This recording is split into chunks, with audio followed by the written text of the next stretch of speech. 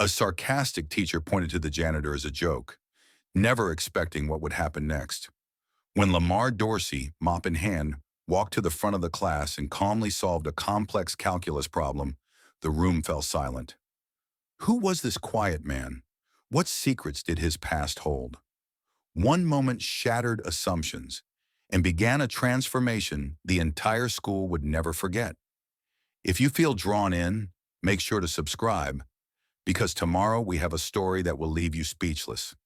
It was fourth period at Eisenberg High in Elkhart, Indiana. Thursday, the kind of day where the classroom air felt heavy with routine. The faint scent of eraser dust hung in the stale space. Chairs creaked against the floor, and students stared more at the clock than at the calculus problems crowding the whiteboard. Mr. Braddock stood at the front of the room, marker in hand, halfway through another equation.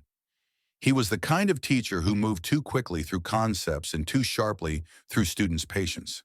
His mind was quick and his sarcasm quicker. Most students didn't like him, but they respected his intelligence, or at least learned not to challenge it. As he scrawled another derivative across the board, a sound broke the rhythm. A squeak, faint, deliberate. The janitor was just outside mopping the hall. His strokes were slow, methodical, like everything else he did. Braddock paused, glanced toward the door, and gave a tight smirk. He didn't miss the opportunity. "Well, look who's here." He tapped the board with the back of his marker. "Mr. Dorsey," he called out, "tell me, you think you can solve this one?" A few students chuckled, not the cruel kind of laughter, more the unsure, shifting in your seat kind, the type that asks, "Are we really doing this?" Lamar Dorsey stood in the hallway, mop in hand. His uniform was neatly pressed, though faded, with L. Dorsey stitched above the heart. He was in his early 50s, a quiet man who moved through the school like a shadow. Early in, late out, always working, rarely speaking. He didn't blink, didn't smile. He simply looked into the classroom for a moment. Then, to everyone's surprise, he stepped inside. He leaned the mop gently against the wall and walked to the front of the room. His movements weren't dramatic but purposeful, like someone who had long since learned how to own a room without raising his voice. "You mind?" he asked softly, gesturing toward the board. Braddock blinked, caught off guard for half a second. "Be my guest," he said with a smirk, stepping aside. Phones slid quietly out of backpacks. One student whispered, "Is he serious?" But no one stopped him. Lamar picked up the marker. His hand hovered briefly above the problem. Then he began, not with flair, not with hesitation, just calm, deliberate strokes. He worked line by line, his movements steady. His voice, when he spoke, was low and clear. "This here's a chain rule problem," he said, "but the trick is recognizing the inner function first. Once you isolate that, it becomes a lot cleaner." The room grew still, no fidgeting, no tapping, no side conversations. Just the sound of a marker gliding across whiteboard and the occasional creak of a chair as students leaned forward, unconsciously drawn in. Braddock crossed his arms. His mouth was closed, but his jaw had tightened. Lamar finished with a soft click of the marker cap. The board was full, elegant, clean steps, each line building to the next like a quiet symphony. He turned toward the class. "That's one way to do it," he said, nodding slightly. For a moment, no one moved. Then a whisper from the back. "He got it right." Braddock's mouth opened, but no words came out. Lamar didn't wait for applause or praise. He simply turned, retrieved his mop, and walked calmly out the door, his shoes squeaking softly against the hallway tile. That was the moment the laughter stopped. What had begun as a joke had become a memory, one that wouldn't fade like chalk on the board. In just a few minutes, Lamar Dorsey had rewritten not just an equation, but his place in the eyes of everyone who watched him. And he never raised his voice once. Long before he was the man in a green janitor's uniform, Lamar Dorsey was a name teachers remembered. In the quiet, factory-stained streets of Gary, Indiana, Lamar had once been the boy who could take apart a broken radio and put it back together better than new. While other kids raced bikes down alleys, he was sketching gears in the margins of his notebooks, solving math puzzles for fun, asking questions that sometimes made his teachers pause. He wasn't loud about it, never needed to be. His mother, Estelle, raised him and his two sisters on her own. She worked double shifts at a textile plant and still made time to quiz him with flashcards at the kitchen table. Books first, she'd say. The world might try to shut the door, but if you bring your own key, they can't stop you. Lamar took that seriously. He didn't just want to learn, he wanted to build, to invent, to make things that worked. He dreamed of becoming an engineer, not for the title, but because he believed machines could be taught to do what people sometimes forgot: function with purpose. By his senior year of high school, he was valedictorian, won state science fair, scored top percentile on his SATs. Purdue University offered him a full ride in mechanical engineering. Estelle cried when he got the letter. It was the first time he'd seen her cry without hiding it. Freshman year at Purdue, he was electric. Professors knew his name by the third week. He tutored peers in calculus and thermodynamics, stayed late in the machine shop, running simulations when others had already gone home. But life, Lamar would later say, doesn't always honor momentum. Midway through his sophomore year, the call came. His mother had collapsed at work. By the time Lamar got to the hospital, the diagnosis was final: late-stage cancer. The kind of prognosis doctors deliver gently, already knowing it's too late to save much. "I can take care of it," she whispered to him through dry lips. "Don't come home." He didn't listen. He took a semester off, then another, picked up night shifts, warehouse jobs, grocery stocking, cleaning office buildings, to pay rent, buy medication, keep things steady. School faded into the background, not out of choice, but out of gravity. The bills came faster than the credits. After his mother passed, there was no roadmap. His sisters were still in high school, lost in grief, and Lamar became the gravity that kept the household from breaking apart. There was no one else to help. At first, he thought he could go back. He called Purdue's registrar, asked about reapplying. They mailed forms. He filled them out, but never sent them. Life kept interrupting, one emergency then another. The door that once seemed wide open began to rust on its hinges. Then came a job offer from a flooring company in South Bend. The owner, Frank Booker, had noticed Lamar's mind during a short-term gig. "You're sharp," Frank said. "Don't waste your life pushing brooms. I'll train you myself." It felt like hope again. But the night before Lamar was set to begin, his youngest sister got into a fight at school. A suspension. Possible expulsion. Lamar had to be there. No one else would show up. He missed the job. Frank gave the position to someone else. And that was it. After that, Lamar stopped chasing the dream. He started chasing stability. Town to town, job to job, stockroom loader, overnight security guard, assistant mechanic. The man who once mapped electrical circuits in his sleep now mapped shifts and bus routes. By the time he arrived in Elkhart in his early 40s, he wasn't looking for new beginnings, just consistency. The school district offered a janitorial position with benefits, paid summers, quiet halls. He took it without hesitation. And in a way, it suited him. Predictable work, clean lines, no expectations beyond getting the job done well. No one asked him about his past, and he didn't offer it.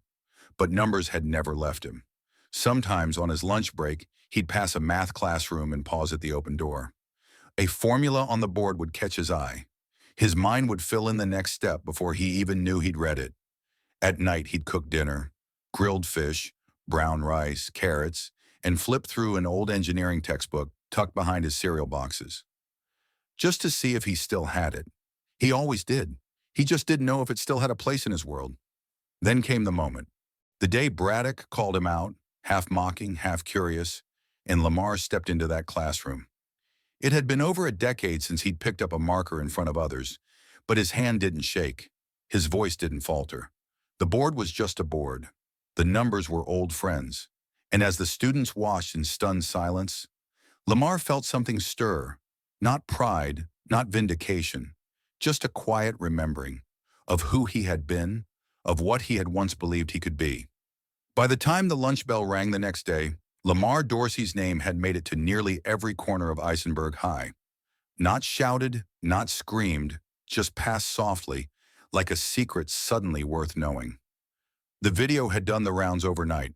Grainy, a little shaky, just a clip of Lamar calmly solving that chain rule problem.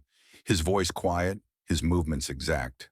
The caption beneath it read, "Our janitor just schooled the calculus teacher." Some laughed, others stared, but everyone was talking. And Lamar, he had no idea. That morning he came in like always.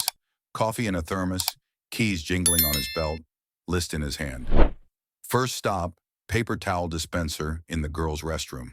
It was jammed again. A simple fix, predictable, comforting. But something was different. The teachers didn't look through him when he passed. They paused mid-conversation, nodded. Not in the obligatory way, but like they were seeing him for the first time. "Morning, Mr. Dorsey," someone said near the front office. He blinked. That was new. Outside the library, 3 students waited beside the janitor's closet. Lamar thought they needed a broom or a cleanup request. But one kid, maybe 12, face still round with youth, clutched a geometry book like it was gold. "Do you tutor?" the boy asked wide-eyed. Lamar hesitated. "I haven't in a long time." "You should," the boy replied. "What you did yesterday, that was cool." He wasn't showing off. He meant it.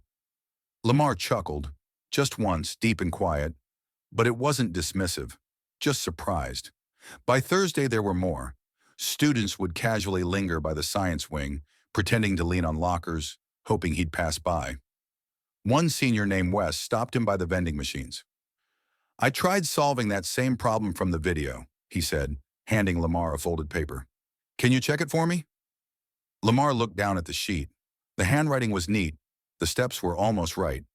"You made a small mistake here," he said gently, pointing to the inner derivative. "But your logic's solid." Wes grinned. "Man, I thought I was wrong all the way through. Thanks." There was no pride in Lamar's voice, no lecture, just encouragement, delivered like someone who knew exactly what it felt like to get close to something and need just one person to help you reach it. That was the moment something shifted. A few of the students began calling it Dorsey time. Informal, unstructured, unplanned.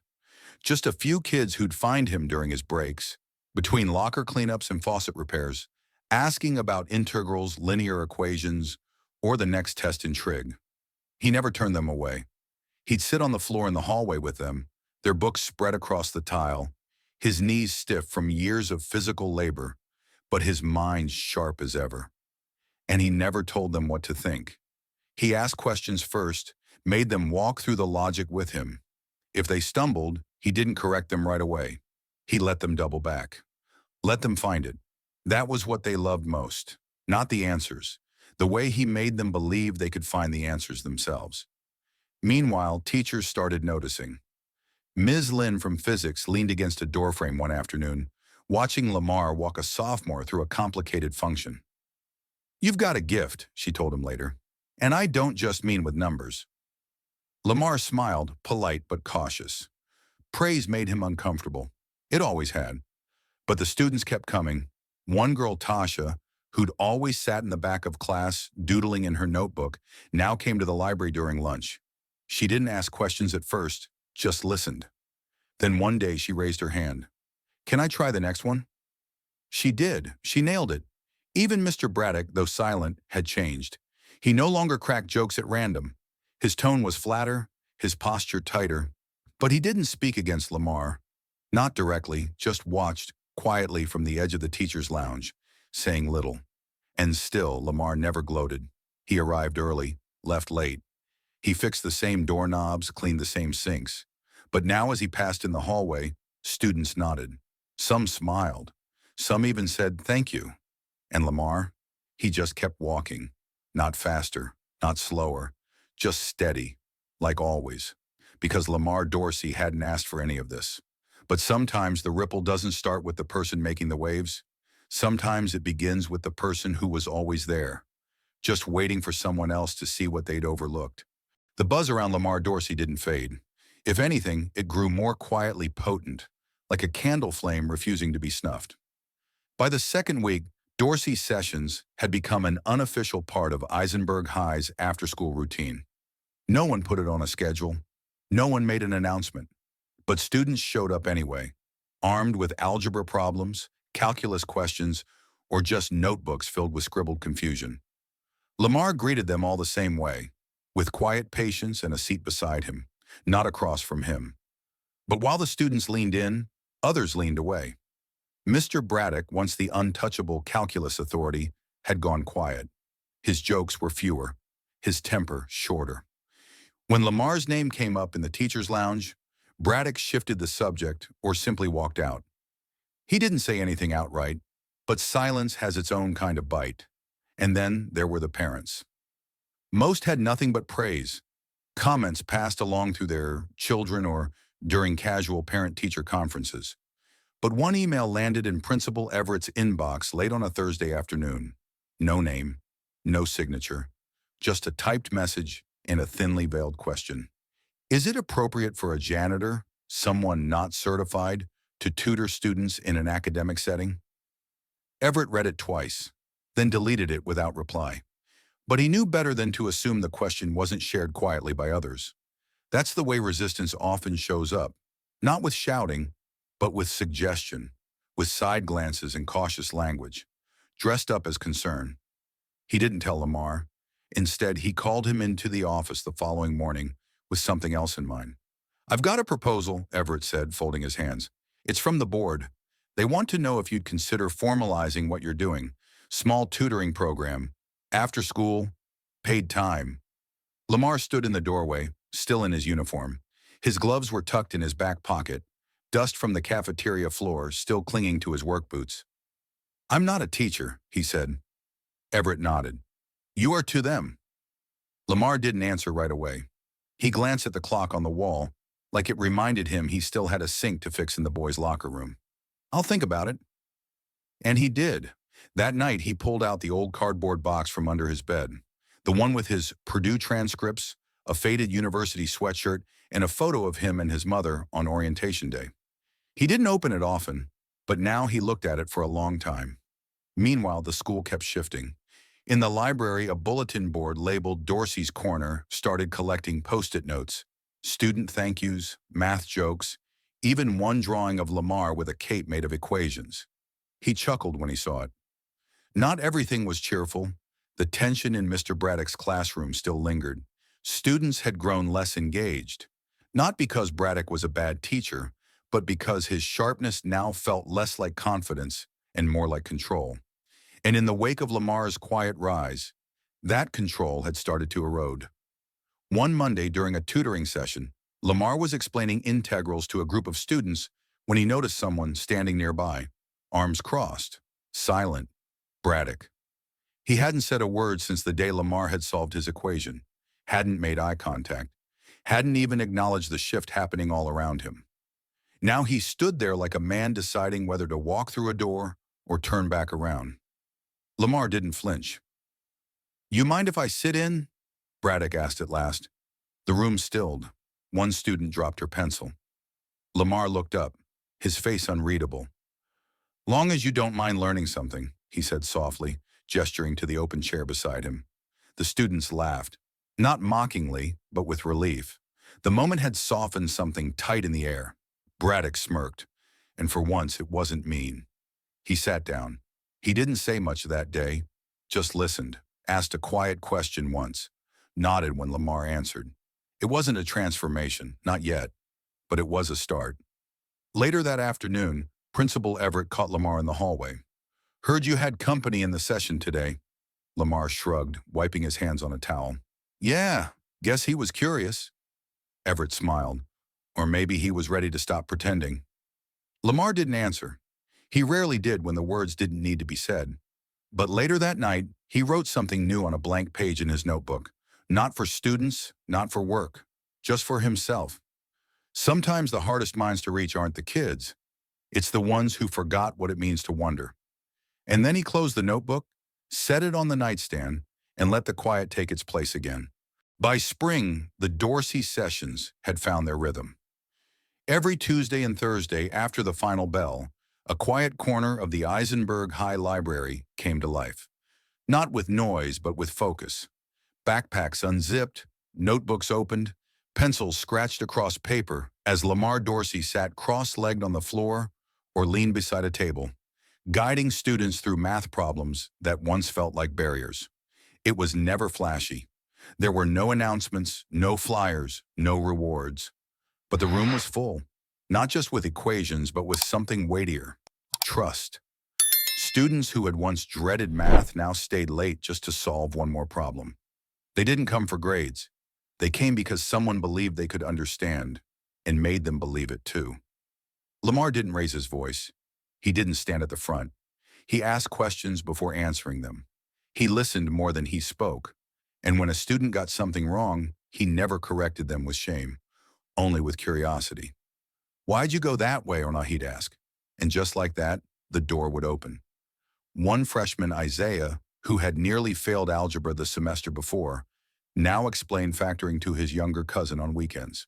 Tasha, the quiet girl from the back row, had started leading small Sunday study circles in her garage, using copies of Lamar's notes. Another student had written a college entrance essay titled "The Teacher Without a Title."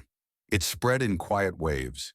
Teachers began stopping by, at first to supervise, then just to observe. Ms. Lynn took notes on how Lamar explained exponential growth using folding paper. Coach Rivera brought Gatorades for the kids and stayed to ask about a lesson plan for incoming freshmen. Even Braddock returned. Not every day, but often enough. He never said much, but he started handing off extra problems to the group, sometimes slipping them into Lamar's folder with a half smile and a scribbled note. "This one stumped my AP class." Something had softened in him. Not defeat, just humility. In May, Eisenberg held its annual student showcase. Amid the science fair displays, choir performances, and art exhibits, there was a simple booth tucked in the corner of the gym. A sign read, "Dorsey's Table, What We Learned Beyond the Numbers." On the table were handwritten reflections, some typed, some scrawled, all heartfelt. "He made me believe I wasn't dumb. Math used to scare me. Now I look forward to it. He never made me feel small when I didn't know the answer." Dozens of them, taped to poster boards, pinned to a clothesline with wooden clips. Lamar didn't speak that night. He didn't wear a suit. He stood beside the table in his pressed uniform, hands folded, nodding as students introduced their parents or whispered thank you before walking away. That night, back at his apartment, Lamar pulled the old Purdue box from under his bed. He didn't open it with nostalgia. He opened it with clarity. Inside were the usual things: the sweatshirt, the transcript, the faded photo of him and his mother from orientation day. This time he added something new: a clean, white folder. Inside were letters from students. Some were full essays. Others were just sticky notes. One read, "You were the first person who ever taught me how to think instead of just memorize." He closed the folder and set it gently in the box. Then he reached for a new container, clear, clean-lined, and placed the old one inside it. Not as a symbol of what could have been, but of what was becoming. Legacy, he realized, didn't live in degrees or job titles. It didn't need applause or plaques. It lived in the quiet. In the way students leaned in when he spoke, in the notes they left behind, in the questions they now dared to ask because someone, once invisible, showed them it was safe to raise their hand. Lamar didn't change the world, but he changed theirs. And for a man who had spent years sweeping around the edges of other people's lives, that was more than enough. Sometimes the greatest teachers don't stand at the front of the room. They sit beside us, quietly guiding us forward. Lamar Dorsey's journey reminds us that brilliance often hides behind uniforms, and dignity doesn't need applause. If this narrated story stirred something in you, if it made you think differently or feel deeply, don't keep it to yourself. Share it. Start a conversation. Because these are the touching stories that lift others, the ones that reveal how a Black man's quiet strength can change lives. Let's keep uncovering these unraveled fates, one story at a time.